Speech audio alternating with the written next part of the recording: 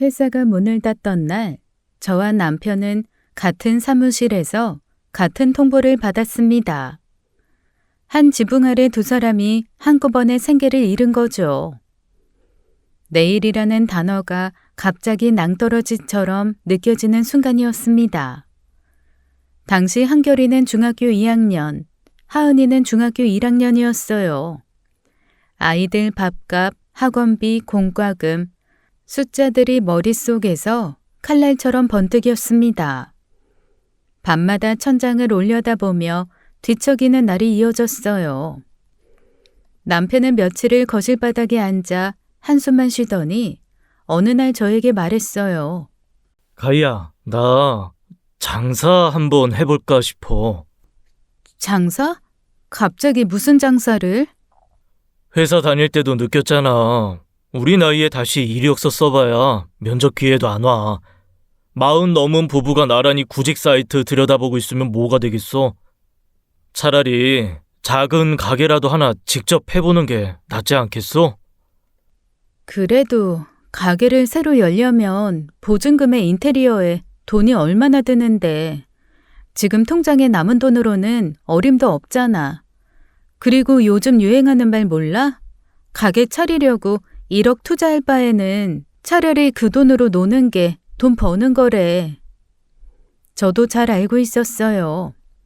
퇴직금이라 해봐야 회사가 부도난 터라 제대로 나올 리 없었죠.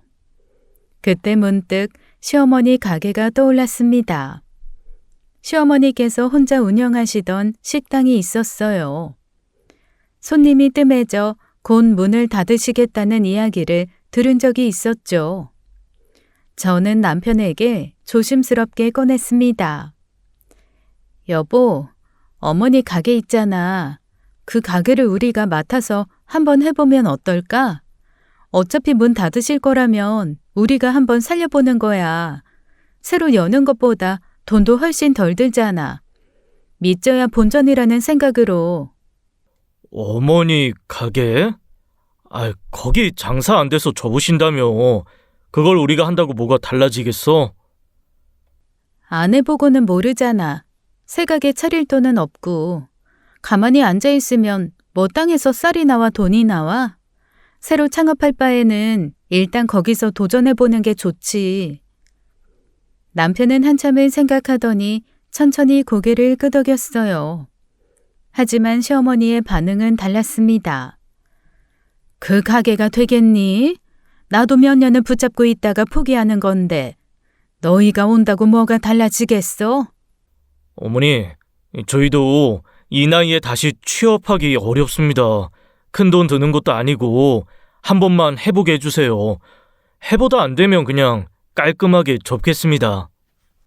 성재야, 장사가 그렇게 만만한 게 아니야.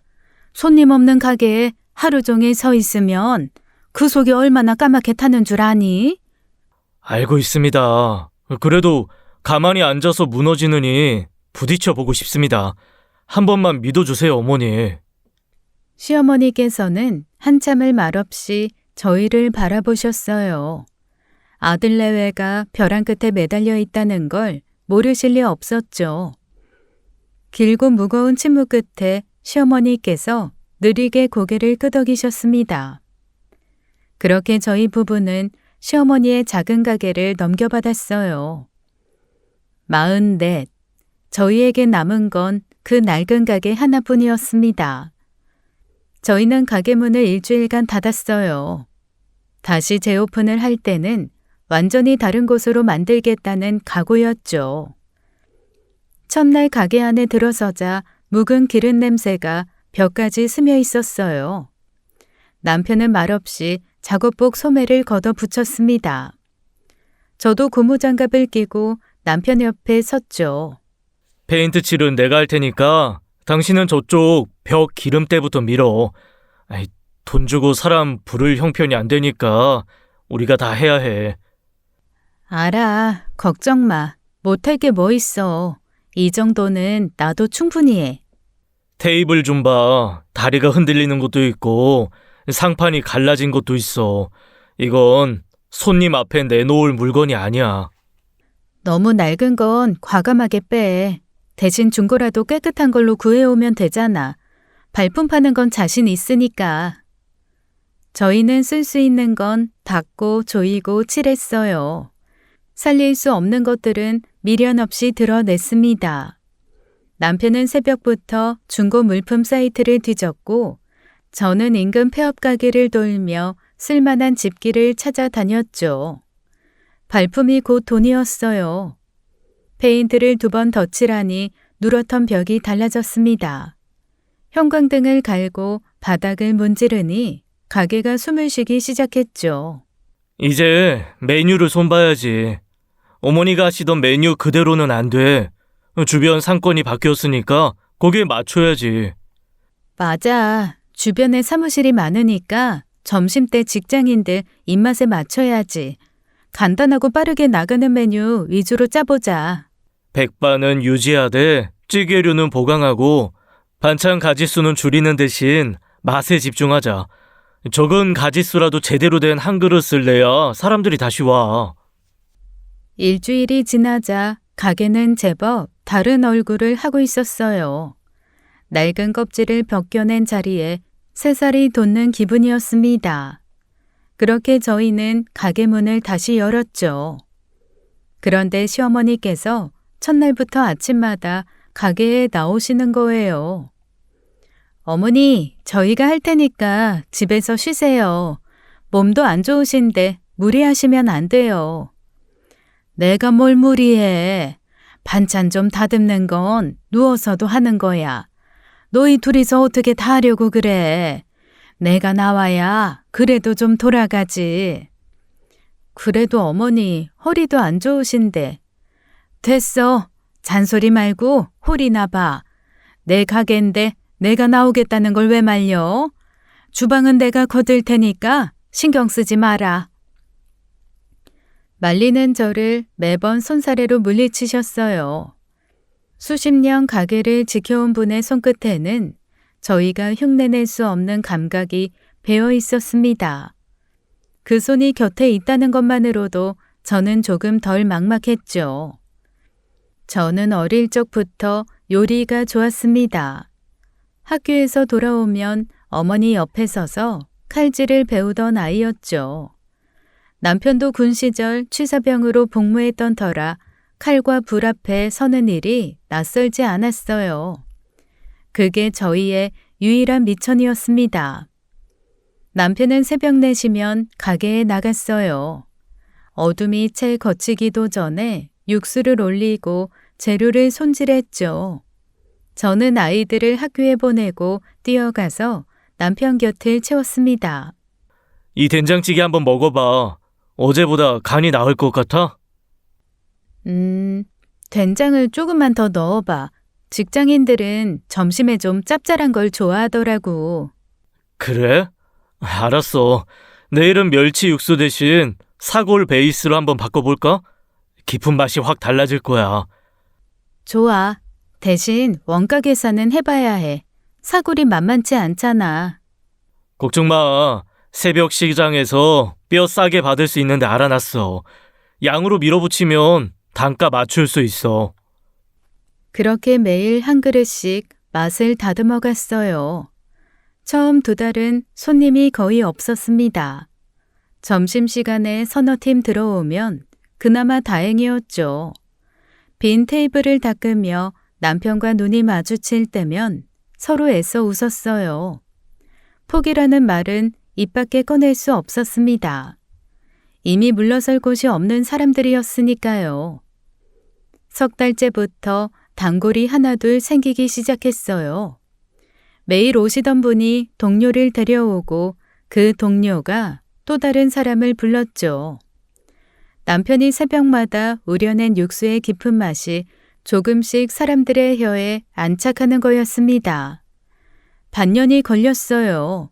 망해가던 가게가 겨우 숨통을 트우기까지 꼬박 반년이었죠. 그리고 어느 날부터인가 저녁 장사 때 빈자리가 사라졌습니다. 퇴근 시간이면 줄을 서서 기다리는 손님들이 생겼어요. 소문이란 것이 한번 퍼지기 시작하면 이렇게 무섭구나 싶었습니다. 그날 밤이었어요. 장사를 마치고 홀 불을 끈 뒤 저와 남편은 마주 앉아 정산을 했죠. 계산기를 두드리던 남편의 손이 멈췄습니다. 가희야, 왜 그래? 우리가 해냈나 봐. 저는 숫자가 찍힌 종이를 내려다보았어요. 남편의 눈에 물이 고여 있었습니다. 저도 참으려 했지만 소용이 없었죠. 진짜 될까 싶었는데 새벽에 혼자 육수 끓이면서 이게 맞나 싶은 날이 수도 없이 많았어. 텅 빈 가게 보면서 접어야 하나 매일 고민했다. 나도 빈 가게 닦으면서 매일 무서웠어. 그래도 당신이 포기 안 하니까 나도 이악 물고 버틴 거야. 고마워, 가희야. 당신이 옆에 없었으면 난 진작에 접었을 거야. 저희는 한참을 소리내어 울었습니다. 눈물이 계산기 위로 떨어져도 닦을 생각을 못했어요. 허름한 가게 한 구석 꺼진 불 아래에서 나란히 흘린 그 눈물의 무게를 저는 아직도 잊지 못합니다. 하지만 그 행복은 오래가지 못했습니다. 남편은 저녁 장사를 마치고도 가게에 남았어요. 내일 점심 예약 2팀이나 들어왔어. 육수 미리 잡아놓을 테니까 먼저 들어가. 같이 하고 가지. 혼자 하면 늦잖아. 애들 있잖아. 가서 좀 쉬어. 나 금방 갈게. 저는 그 말을 믿었습니다. 금방 온다는 말을 의심할 이유가 없었죠. 집에 돌아와 아이들 잠든 모습을 확인하고 거실에 앉았어요. 자정이 넘었습니다. 새벽 1시가 되었어요.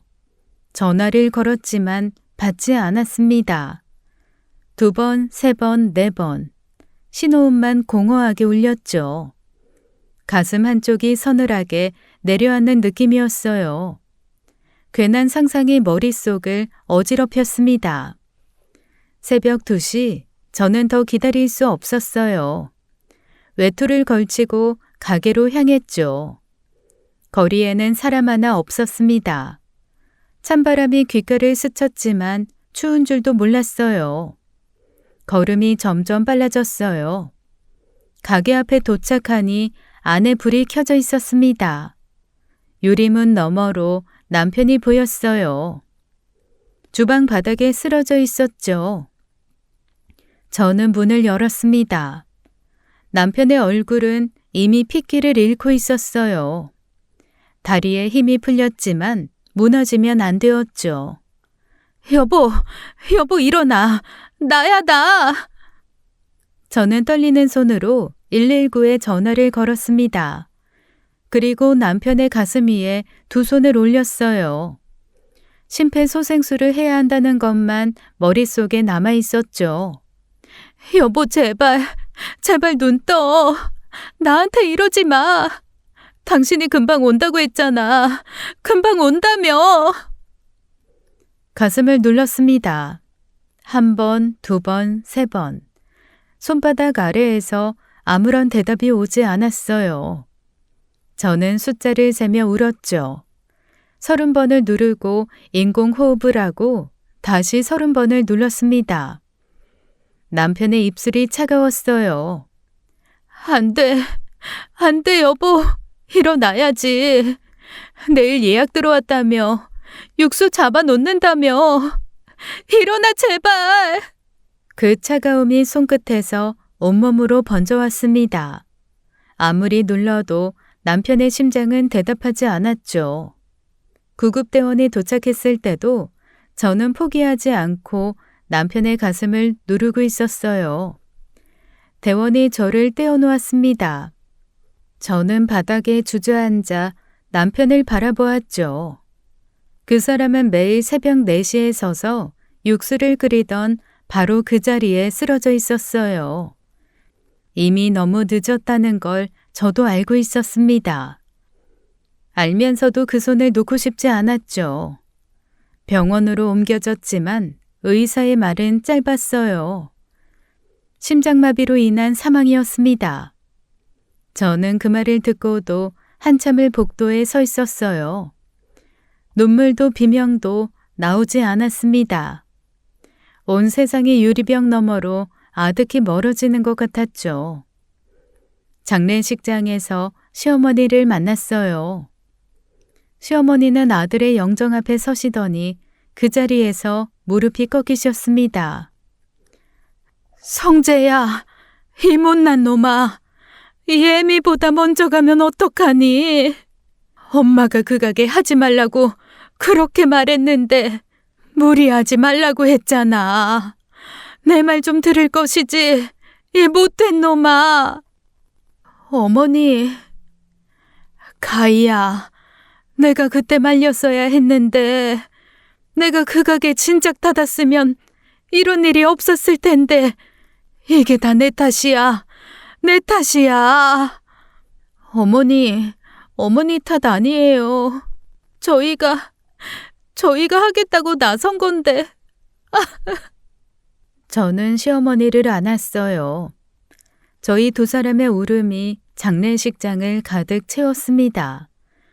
남편은 그렇게 떠났죠. 새벽마다 육수 냄비 앞에 서던 그 넓은 등은 다시 돌아오지 않았습니다. 장례를 마치고 저는 다시 가게 문을 열었습니다. 남편이 쓰러졌던 그 주방에 다시 들어서야 했어요. 바닥을 밟을 때마다 그날 새벽의 차가운 공기가 발끝에서 올라오는 것 같았죠. 하지만 울고 있을 수 없었습니다.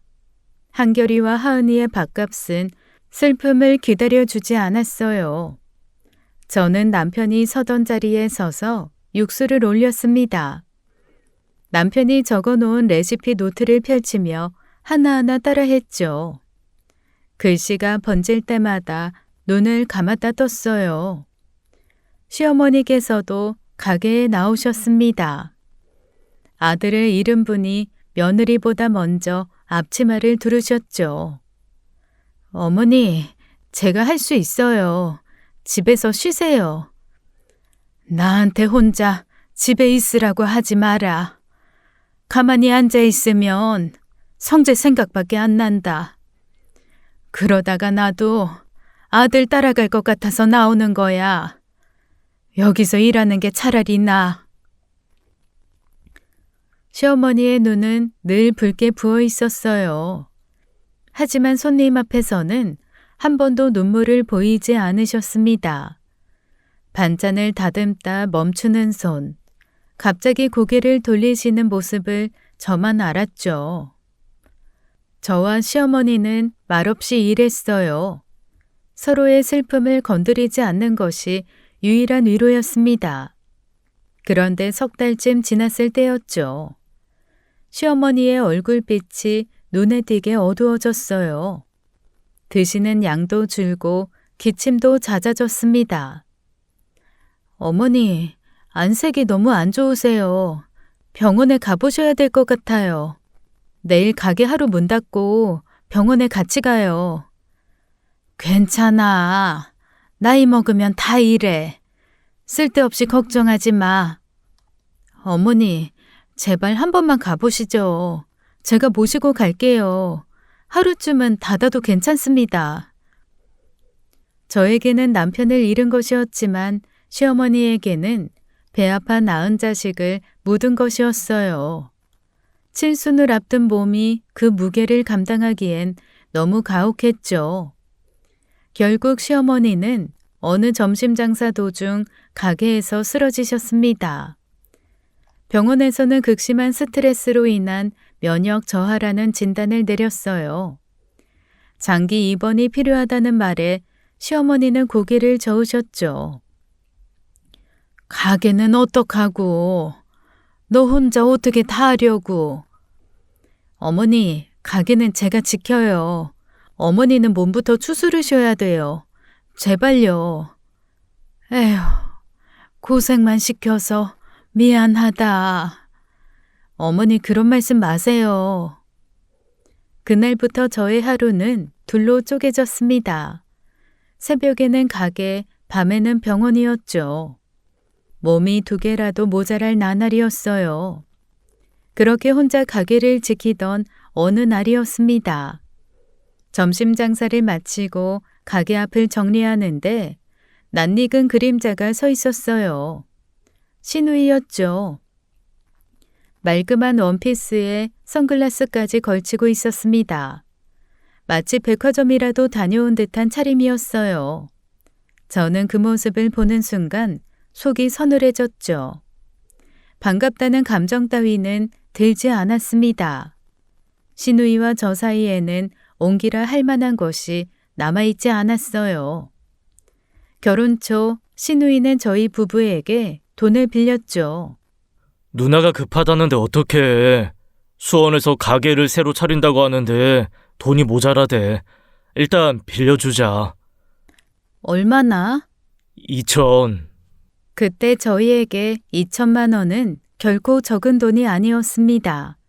신혼살림에 보태야 할 돈이었죠. 하지만 남편의 친누나였기에 저는 입을 다물었어요.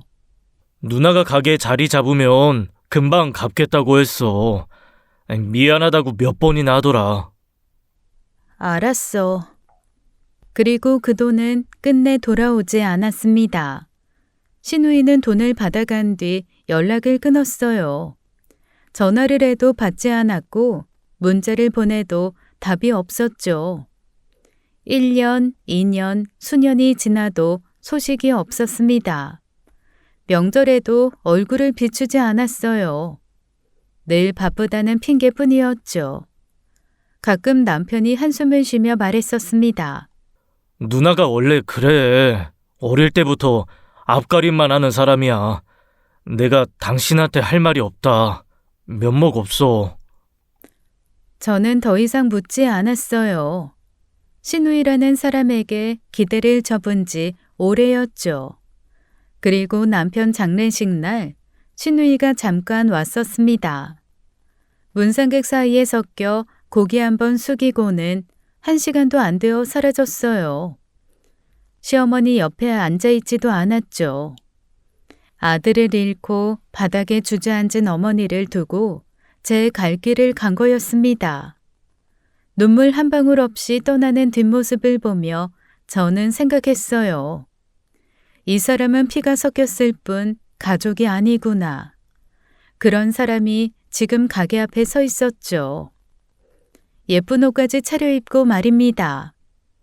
대체 무슨 용건인지 싸늘한 예감이 목덜미를 타고 올라왔어요. 저는 그때 빗자루를 들고 가게 앞을 쓸고 있었습니다. 신우이와 눈이 마주쳤어요. 반갑지 않아도 인사는 해야 했죠. 형님, 오랜만이네요. 무슨 일로 오셨어요? 신우이는 선글라스를 올리며 가게 안팎을 천천히 둘러보았습니다. 어머, 가게 나름 깨끗해졌네. 예전엔 이렇지 않았는데 리모델링 한 거야? 저희가 직접 손봤어요. 그랬구나. 수고했네. 솜씨들도 좋아. 그리고는 저를 보며 느릿하게 웃었어요. 그 웃음이 묘하게 거슬렸죠. 올케가 그동안 수고 많았어. 성재일도 있었고 많이 힘들었지? 이제 그만 쉬어. 여기는 앞으로 내가 볼 테니까. 저는 빗자루를 멈추고 신우이를 바라보았습니다. 지금 무슨 소리를 하는 건지 귀를 의심했죠. 그게 무슨 말씀이세요? 안에 들어가서 얘기하자. 서서 할 얘기는 아니니까. 신우이가 가게 안으로 들어가려 했습니다. 저는 움직이지 않았어요. 빗자루를 쥔 채 입구에 버티고 섰죠. 여기서 말씀하세요. 무슨 뜻인지 다시 한번 말해보세요. 신우이는 황당하다는 표정으로 저를 올려다보았습니다. 올케, 왜 이래 지금? 나도 고마워하는 거야. 성재 죽고 나서 혼자 가게 봐준 거 고맙다고. 그런데 고마운 건 고마운 거고 정확히 해야 하는 건 정확히 해야지. 이 가게 원래 누구 가게였는지는 알고 있지? 원래 내 가게야. 그러니까 앞으로 내가 운영할 거고 올케는 내일부터 나오지 마. 순간 머릿속이 하얘졌어요. 눈앞에 이 사람이 진심으로 저 말을 하고 있는 건지 분간이 되지 않았습니다. 지금 무슨 소리 하는 거예요? 이 가게가 형님 가게라고요? 신우이는 고개를 돌려 가게 간판을 손가락으로 가리켰죠. 저기 뭐라고 써 있어? 송이네 연탄고기. 송이가 누구야? 나야, 이송이. 내 이름이라고. 그리고 이 가게 사업자 등록증 누구 앞으로 돼 있는 줄 알아? 내 이름이야. 이 가게는 처음부터 그리고 지금까지 법적으로 내 가게라고. 저는 신우이의 얼굴을 똑바로 바라보았습니다. 남편이 새벽 4시부터 일어나 육수를 끓이던 가게였어요. 남편이 바로 이 바닥 위에서 쓰러져 죽은 가게였죠. 그런데 돈 빌리고 잠수 탄 사람이 나타나서 갑자기 자기 가게라고 하니 기가 막히고 코가 막혔습니다. 형님, 지금 정신이 있는 거예요? 돈 빌려가고 잠수 타놓고 명절에 코빼기도 안 비치던 사람이 와서 내 가게? 자기 동생 장례식에도 잠깐 있다가 간 사람이 무슨 낯짝으로 여길 자기 가게라고 해요? 가세요. 당장 가세요. 저 남편 죽고 눈에 뵈는 거 없는 년이에요. 괜히 험한 꼴 당하지 말고 좋게 말할 때 그냥 돌아서 가시라고요. 뭐? 내 가게인데 왜 내가 가? 올케가 나가야지. 내 가게를 내가 운영하겠다는데 뭐가 문제야? 법적으로 내 가게라고. 올케, 내 말 듣고 있니? 저는 빗자루를 들어 올렸습니다. 신우이가 한 발 물러섰어요. 한 번만 더 그런 소리 하면 이걸로 얼굴 쓸어버립니다. 당장 안 가실 거예요? 야, 너 진짜 미쳤어? 이게 형님한테 빗자루를 들어? 저는 빗자루를 휘둘렀죠. 신우이 코앞으로 빗자루가 휑하고 지나갔어요. 신우이가 비명을 지르며 뒤로 물러났습니다. 미쳤어? 이거 폭행이야. 알아? 저는 한 발 더 다가갔어요. 빗자루를 높이 들고요. 그러자 신우이는 결국 뒤돌아 뛰기 시작했습니다. 저는 신우이가 골목 끝에서 사라질 때까지 입구에 서 있었죠. 빗자루를 쥔 손이 떨리고 있었어요. 분노 때문인지 허탈함 때문인지 스스로도 알 수 없었습니다. 다음 날 아침 저는 점심 장사 준비 전에 병원으로 향했습니다.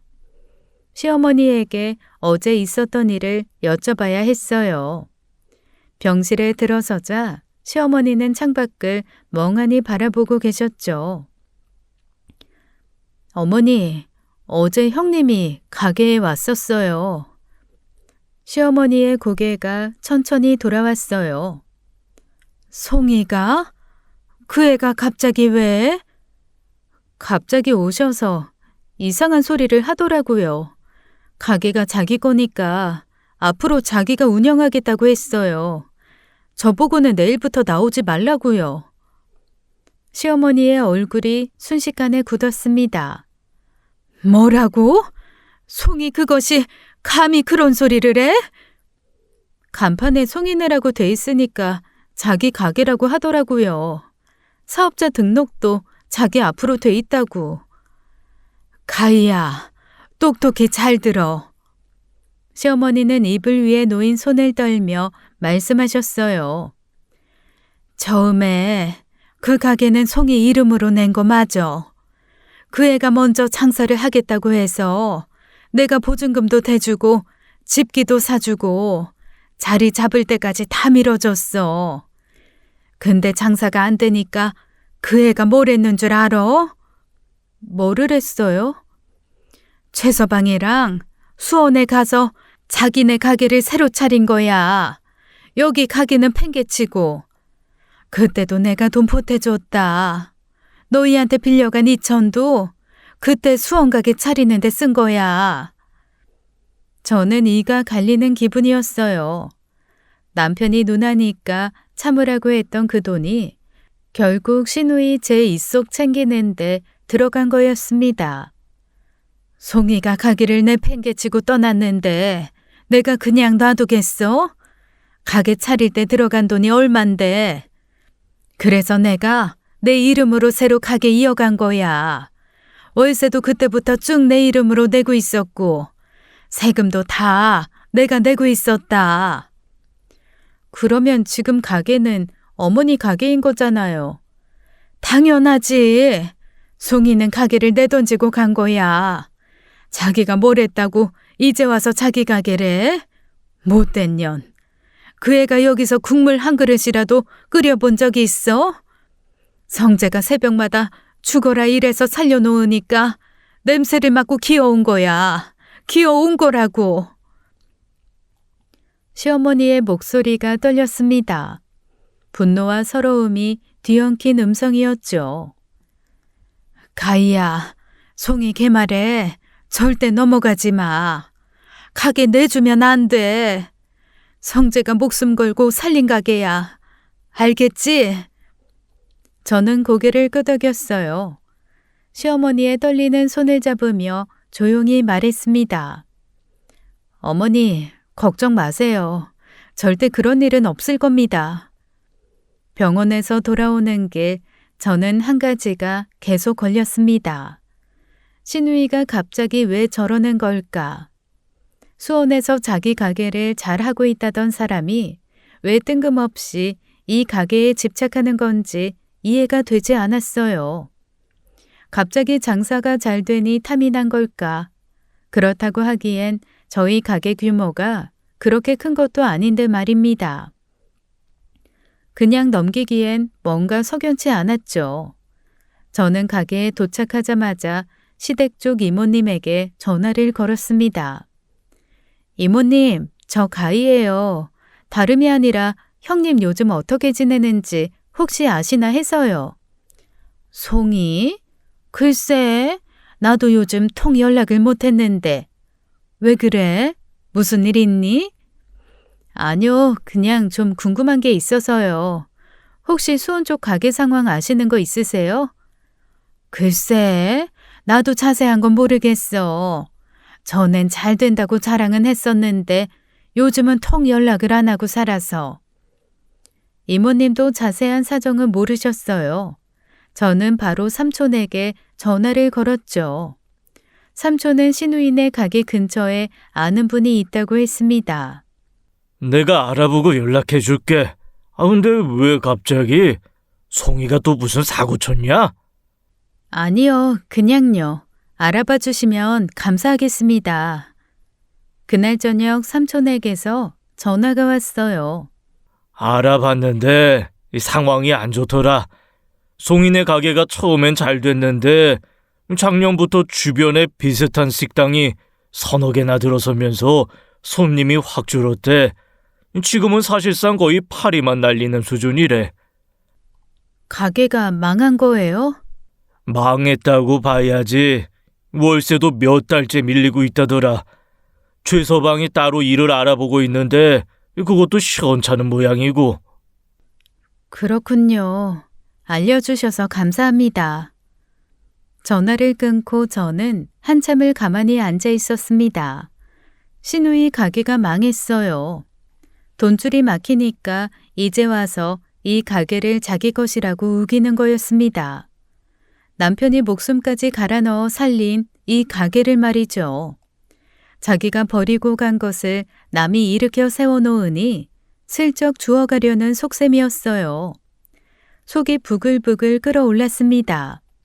하지만 저는 이를 악물었죠. 지금은 분노에 휘둘릴 때가 아니었어요. 며칠 뒤였습니다. 장사 준비를 위해 가게에 출근을 했는데 입구에 차 한 대가 떡하니 서 있었어요. 입구를 완전히 막아버린 채로 주차가 돼 있었죠. 그때 차 뒤에서 형님이 나타났습니다. 한 손에는 커피를 들고요. 옳게 왔어? 오늘은 좀 진지하게 얘기하자. 저는 가게 입구를 틀어막은 차를 바라보았어요. 손님이 절대 들어갈 수 없는 구조였습니다. 대놓고 장사를 방해하겠다는 거였죠. 형님, 지금 뭐 하는 거예요? 차 빼세요. 곧 장사 시작해야 돼요. 장사? 올케가 왜 내 가게에서 장사를 해? 내가 이미 말했잖아. 이 가게는 내 거야. 그만 손 떼. 좋게 말할 때 나가. 형님, 저번에도 말했지만 이 가게는 형님 가게가 아닙니다. 차 빼시고 가세요. 안 빼. 올케가 나간다고 할 때까지 절대 안 빼. 저는 어이가 없어서 바로 경찰에 신고를 했습니다. 하지만 돌아온 답은 냉정했죠. 불법 주정차 범칙금 부과는 자기들 업무가 아니고 강제 견인 또한 불가능하다는 거였어요. 신우이는 그걸 알기라도 하는 듯 팔짱을 끼고 차에 기대어 비죽 웃고 있었습니다. 경찰 불러봤자 소용없어. 범칙금? 그 깎고 내면 그만이지. 올케가 나갈 때까지 난 매일 이렇게 할 거야. 매일. 점심시간이 다가오고 있었어요. 손님들이 차에 막혀 고개를 갸우뚱하다 발길을 돌리기 시작했죠. 하루치 매출이 눈앞에서 날아가고 있었습니다. 저는 속이 부글부글 끓어올랐어요. 하지만 가만히 있으면 당하는 거였죠. 저는 바로 옆에 있는 슈퍼로 들어갔습니다. 그리고 어떤 물건을 사들고 와서 신우이 차 앞 유리에 뿌리기 시작했어요. 바로 까나리 액젓이요. 야! 야야야! 뭐 하는 거야? 미쳤어? 내 차에 지금 뭘 뿌리는 거야? 신우이가 비명을 지르며 달려왔습니다. 당연했어요. 앞유리에 뿌리면 까나리 액젓 냄새가 차 안으로 들어가서 차를 거의 못 쓸 정도로 오랫동안 냄새가 나거든요. 차 빨리 안 빼? 딱 30초 준다. 이 다음엔 망치로 형님 차 다 부셔버릴 거야. 알아서 선택하세요. 뭐? 지금 나한테 협박하는 거야? 1초, 2초, 30. 야! 야야! 저는 대답 대신 가게 뒤편으로 걸어갔어요. 그리고 해머를 두 손으로 들고 돌아왔죠. 신우이 얼굴에서 핏기가 빠졌습니다. 야! 야! 그거 내려놔. 진짜 그러면 나 경찰에 신고한다. 기물파손이야. 신고해. 어차피 신나게 살다가 가는 게 인생이라면 겁날 것도 없거든. 신우이는 소리를 질러댔지만 제 손에 들린 망치에서 눈을 떼지 못했어요. 결국 허둥지둥 차에 올라탔습니다. 급하게 차를 빼면서도 창문을 내리고 악을 썼죠. 두고 봐. 법대로 할 거니까. 차가 빠지자마자 신우이가 갑자기 차에서 뛰어내리더니 가게 안으로 돌진했습니다. 문을 안에서 잠그려는 거였죠. 저는 망치를 내려놓고 신우이를 뒤쫓았어요. 문이 잠기기 전에 손잡이를 잡았습니다. 신우이의 팔을 움켜쥐고 문 밖으로 끌어냈죠. 신우이가 바닥에 넘어졌습니다. 미쳤어? 이거 폭행이야. 완전 미친년이네. 똑바로 들어요. 나 이거 가만히 안 있어. 경찰에 신고할 거야. 들으라고. 이 가게 내 남편이 목숨 걸고 살린 가게야. 이 가게에 내 남편 생명이 스며들어 있다고. 그런데 이 가게를 내놓으라고? 죽어도 어림없어. 다시는 가게 앞에 얼씬거리지 마. 신우이는 바닥에서 일어나며 옷에 먼지를 털었어요. 좋아, 올케. 그렇게 나오는 거지? 법대로 하자. 법정에서 보자고. 신우이는 뒤돌아 걸어갔습니다. 저는 가게 앞에 서서 그 뒷모습을 지켜보았죠. 다리가 떨렸지만 물러설 생각은 없었어요. 그리고 며칠 뒤 새벽 3시였습니다. 잠들어 있던 저를 핸드폰 알림이 깨웠어요. 사설 경비업체에서 보낸 문자였죠. 가게 침입 감지, 경보 작동, 확인 바랍니다. 심장이 쿵 내려앉았습니다. 사실 이 경비 시스템은 신우이가 차로 입구를 막았던 그날 이후 제가 새로 설치한 거였어요. 신우이 주차 행패 이후 법적 다툼이 생길 수 있겠다는 생각에 설치를 했죠. CCTV와 경비 시스템을 함께 들인 거였습니다. 저는 급히 옷을 걸치고 가게로 향했어요.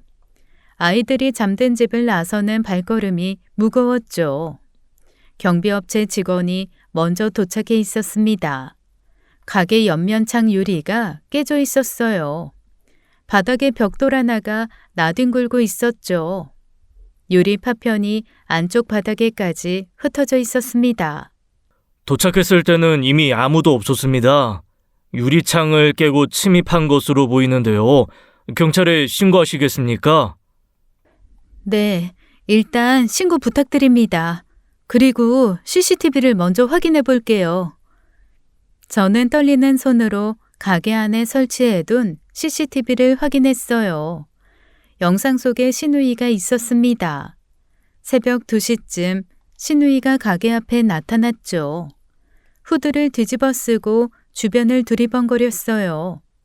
정문을 당겨보고 밀어보고 손잡이를 흔들었습니다. 잠겨 있다는 걸 확인하자 뒷문으로 돌아갔죠. 뒷문도 잠겨 있었어요. 그러자 신우이는 어디선가 벽돌을 가져와 창문을 향해 힘껏 던졌습니다. 유리가 깨지자 깨진 틈으로 몸을 구겨 안으로 들어갔죠. 가게 안에서 약 10분을 머물렀어요.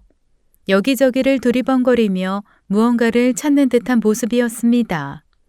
바닥을 살피기도 하고 선반 아래를 들여다보기도 했죠. 그리고는 허겁지겁 도망치듯 빠져나갔어요. 저는 영상을 되돌려 며칠치를 더 확인했습니다. 그리고 온몸에 소름이 돋았죠.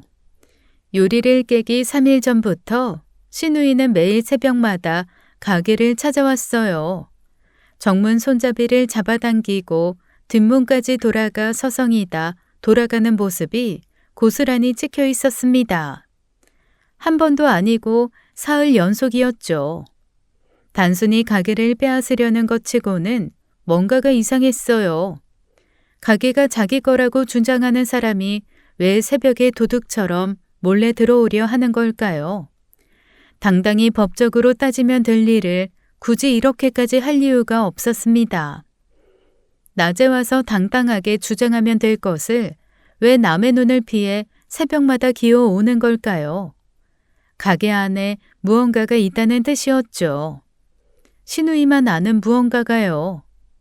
저는 신우이에게 전화를 걸었습니다. 신호음만 길게 울리고 받지 않았어요. 2번, 3번을 걸어도 마찬가지였죠.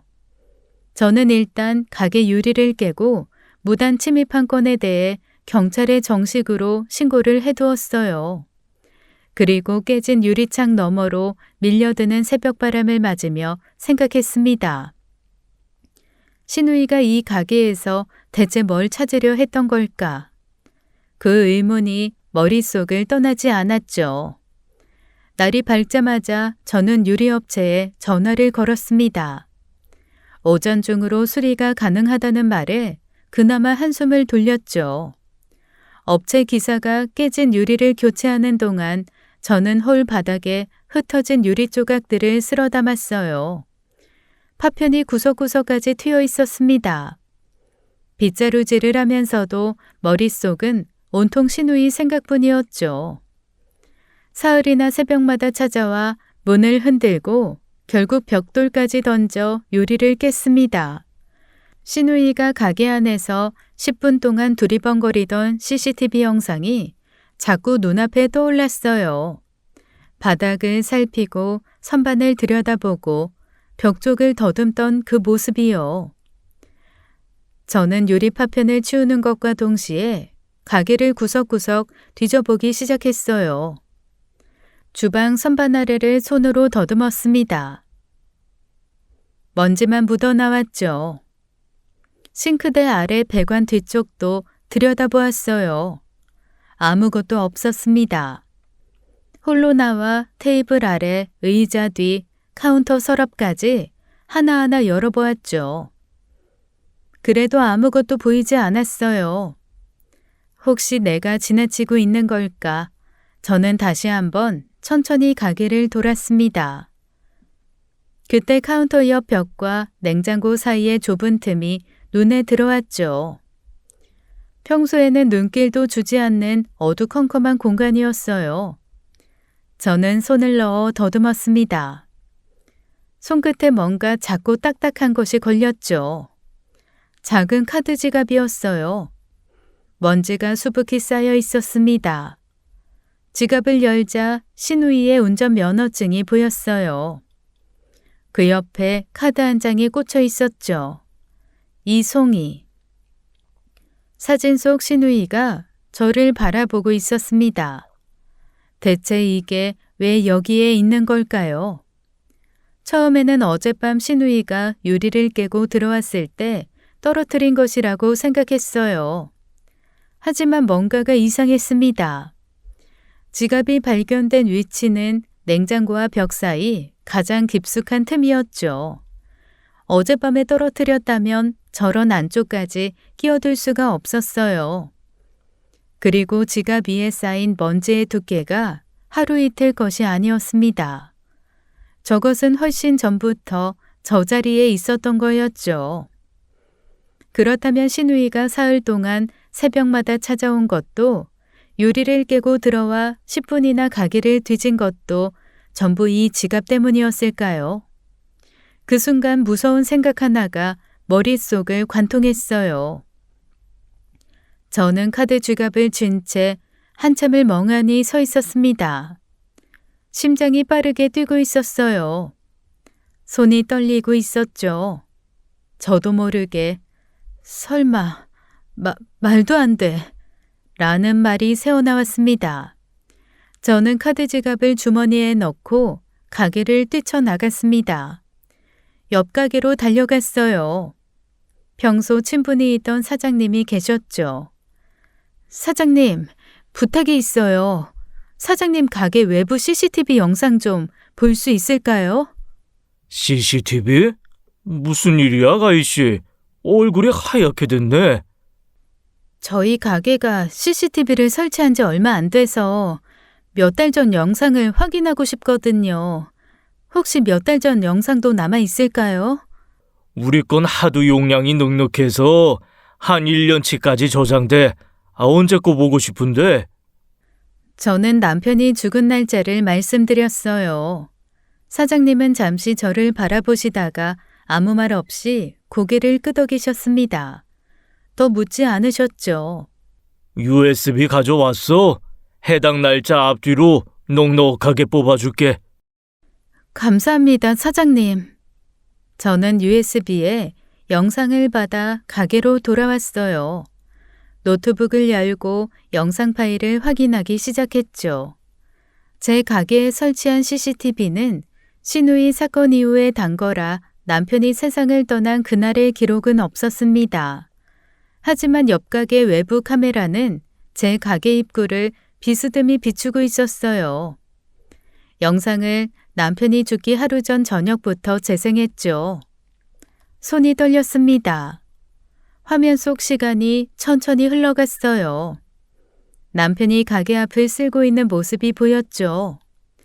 저와 남편이 나란히 가게 문을 나서는 장면도 찍혀 있었습니다. 아무것도 모른 채 웃고 있는 저희의 뒷모습이었어요. 그리고 그날 밤이 왔죠. 남편이 가게에 혼자 남은 밤이었습니다. 저는 영상을 빠르게 돌리지 않았어요. 한 프레임도 놓칠 수 없었죠. 밤 11시, 가게 앞 골목은 고요했습니다. 자정이 넘었어요. 새벽 1시, 아무 움직임이 없었죠. 새벽 1시 42분이었습니다. 화면 한쪽에서 누군가가 걸어오는 것이 보였어요. 후드를 뒤집어 쓴 사람이었죠. 그 걸음걸이를 저는 알고 있었습니다. 신우이였어요. 신우이가 가게 앞에 멈춰섰죠. 잠깐 주위를 살피더니 문을 열고 안으로 들어갔습니다. 3분이 지났어요. 신우이가 가게에서 나왔죠. 들어갈 때와 완전히 달랐습니다. 뛰고 있었어요. 허겁지겁 도망치듯 골목 끝으로 사라졌죠. 저는 영상을 멈추었습니다. 새벽 1시 42분.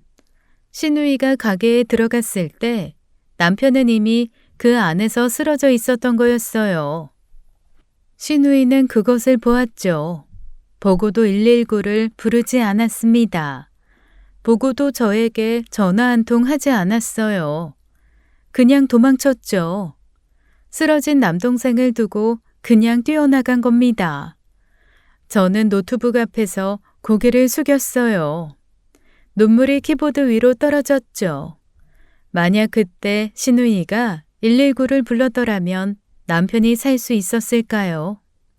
그 생각이 가슴 한가운데를 갈기갈기 찢어 놓았습니다. 남편이 차가운 바닥에 쓰러져 있는 걸 보고도 그냥 지나친 사람이 있었어요. 그 사람이 남편의 친누나였습니다. 그리고 그 카드 지갑은 바로 그날 밤에 떨어진 거였죠. 저는 가게 문을 닫았습니다. 그리고 신우이에게 전화를 걸었어요. 형님, 집으로 와요. 할 얘기가 있습니다. 뭔데? 나도 올케한테 할 말 있었어. 잘 됐다. 서류 가지고 갈게. 신우이는 1시간 뒤 제 집에 나타났습니다. 현관문을 열고 들어오는 얼굴에 당당함이 가득했죠. 손에는 서류 봉투를 들고 있었어요. 올케, 이거 봐. 사업자 등록증 원본이야. 이송이 이름으로 되어 있지?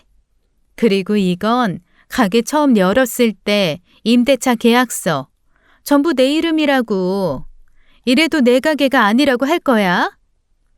신우이는 서류들을 하나하나 테이블 위에 펼쳐놓았습니다.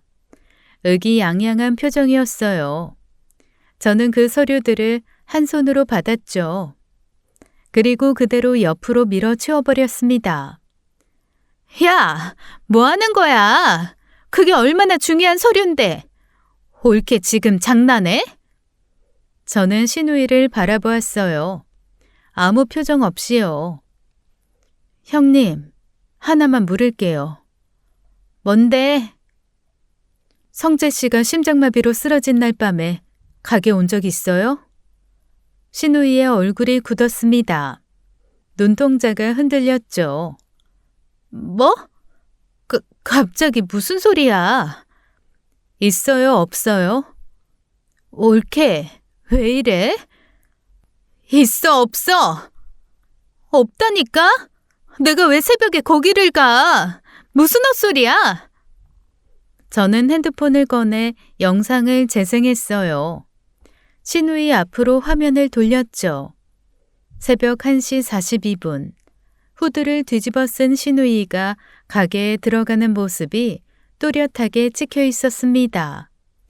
그리고 3분 뒤 도망치듯 뛰어나오는 모습까지요. 신우이의 얼굴에서 핏기가 사라졌어요. 이게... 네가 가게에 들어갔을 때 성재 씨는 이미 주방 바닥에 쓰러져 있었어. 너 그거 봤잖아. 봤으면서 왜 119 안 불렀어? 나는 네 동생이 쓰러져 있는 걸 봤으면 구급차를 불렀어야지. 전화 한 통이면 되는 거였잖아. 그 전화 한 통이면 성재 씨 살 수도 있었어. 내가 새벽 2시에 갔을 때는 이미 늦었다고 했거든? 근데 네가 본 건 1시 42분이야. 의사가 그랬어. 조금만 빨리 발견했으면 살았다고. 그러니까 그때 네가 불렀으면 성재 씨 살았다는 말이야. 신우이가 입을 열지 못했습니다. 말해봐. 형님, 왜 신고 안 했어? 말해보라고. 너 설마 성재 씨가 죽으면 그 가게가 너한테 상속으로 돌아올 거라고 생각해서 그래서 119 안 부른 거니? 신우이의 눈이 크게 떠졌어요. 아니야. 그런 거 아니야. 그럼 왜 구급차 안 불렀어? 왜 도망쳤어?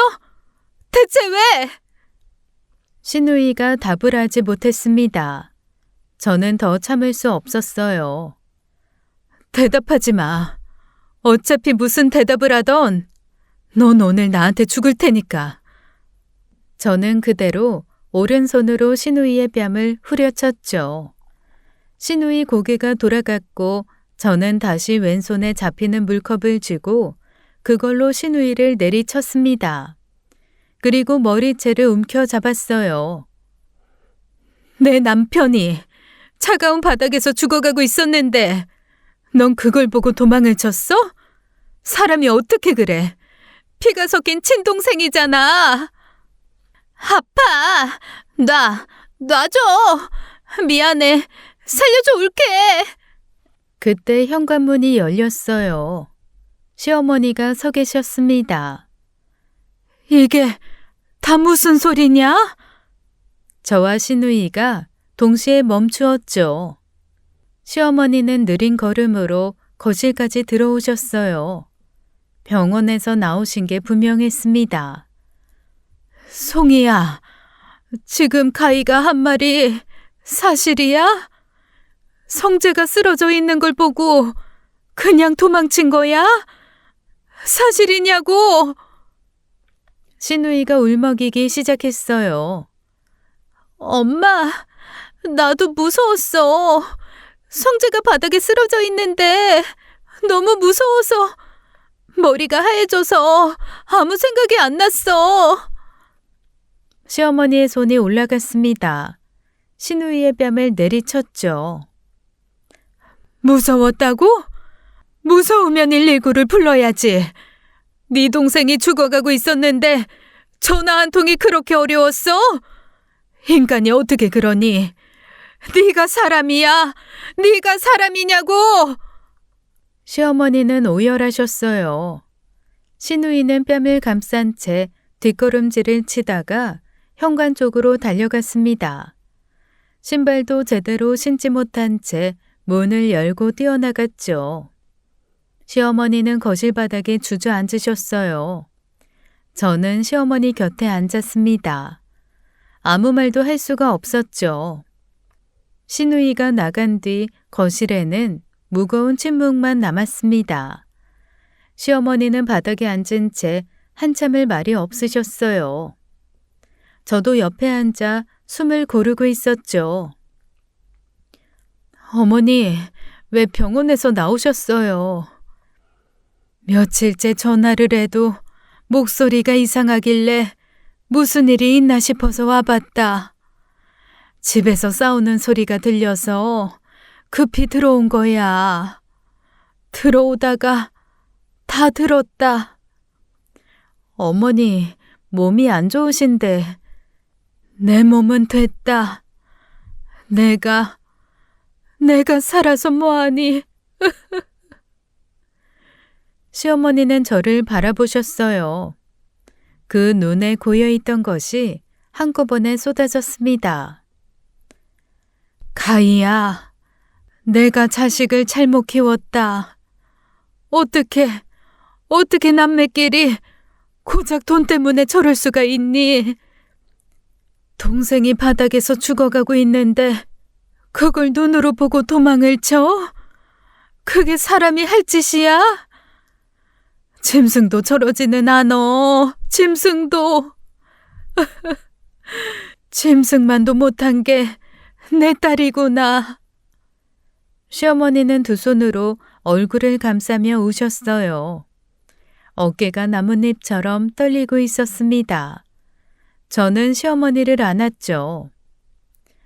성재 불쌍해서, 내 아들 불쌍해서 어쩌니? 불쌍해서 어째? 내가 미치겠구나. 차가운 바닥에 혼자 쓰러져 있었는데 누나라는 애가 그걸 보고 도망을 가? 전화 한 통이면 살릴 수도 있었는데 그 한 통이 그렇게 어려웠니? 그 가게가 동생 목숨보다 중요했냐고.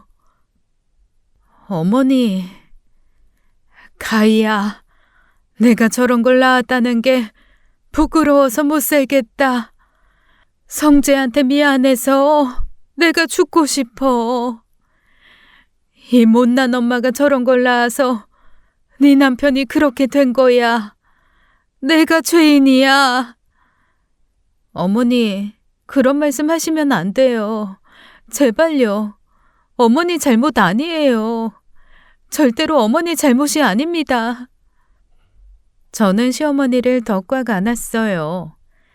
시어머니의 마른 어깨가 제 품에서 계속 흔들렸죠. 자식을 잃은 어머니의 울음은 차라리 소리가 없었습니다. 목구멍에서 새어나오지 못한 비명이 온몸을 타고 흘러나오는 것 같았죠. 저도 참을 수 없었어요.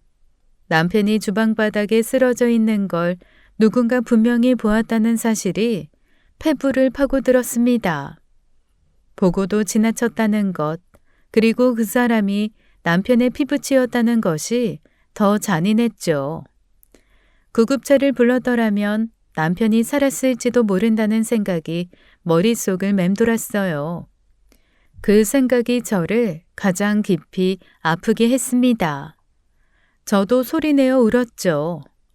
시어머니와 저 두 사람의 울음이 거실을 가득 채웠습니다.